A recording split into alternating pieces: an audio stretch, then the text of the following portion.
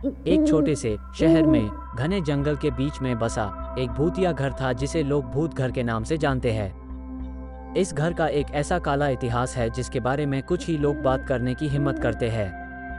ऐसा कहा जाता है कि जैसे लोग घर के अंदर जाते हैं वो पागल होकर ही लौटते थे। ये कहानी चार दोस्तों की है जिनका नाम अमर, सुनील, लीना और विकास है, जो एक कैंप फायर के आसपास इकट्ठा होकर भूतिया कहानियां एक दूसरे को सुना रहे थे। और वैसे ही बातचीत भूत घर पर आ जाती है। उन सब में सबसे बहादुर विकास था।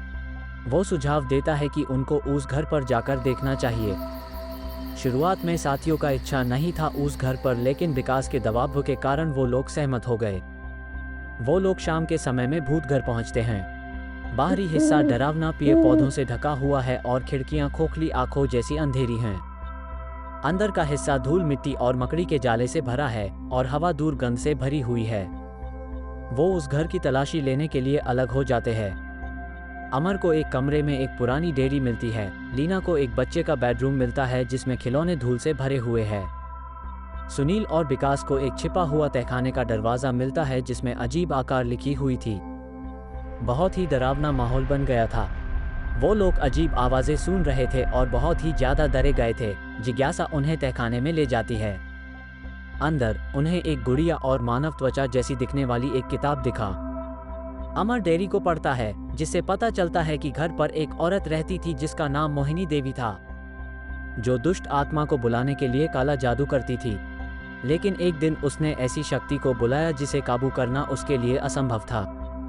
और देखते ही देखते वो शक्ति उस औरत पर हावी हो गई और उसके कुछ दिन बाद गांव में लोग गायब होना शुरू हो गए। एक रात गांव में एक आदमी ने देखा कि एक औरत किसी एक इंसान को बेरहमी से मारकर उसका खून पी रही थी।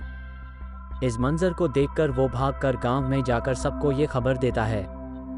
गांव वाले एक तांत्रिक को लेकर उस जगह पहुंचते हैं और देखते हैं कि वो औरत और कोई नहीं बल्कि काला जादू करने वाली मोहिनी देवी थी।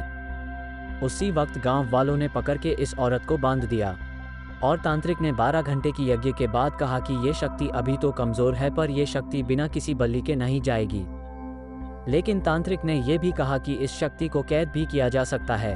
तो गांव के पंचायत ने सुझाव दिया कि इस शक्ति को इस औरत के घर पर कैद किया जा सकता है और उन्होंने उसी घर पर उस शक्ति को कैद कर दिया।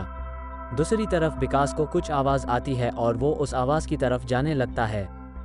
आगे की कहानी जानने के लिए हमारे चैनल से जुड़े रहें और सब्सक्राइब बटन दबाएं और बेल आइकॉन पर क्लिक करके नोटिफिकेशन चालू करें।